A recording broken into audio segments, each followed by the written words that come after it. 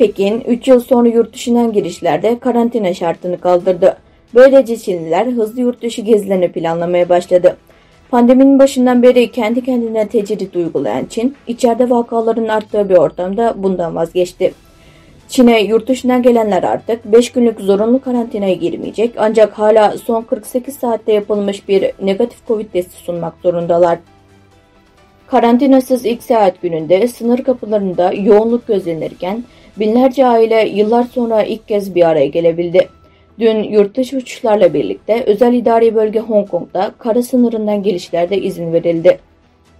Seyahat kısıtlamalarının kalkması, pandemiden önceki yıllarda Çinli turistlerinin harcamalarına bel bağlayan ekonomilere umut oldu. Ancak hava yollarının yeni duruma ayak uydurması biraz zaman alacağından ve bazı ülkelerin Çin'den gelişlere ek kısıtlama getirmesiyle toparlanmanın çok hızlı olmayacağı belirtiliyor. Pandemi öncesi 2019'da Çin sınırlarından 670 milyon kişi geçmiş, bunun yarısını Çinli turistler oluşturmuştu.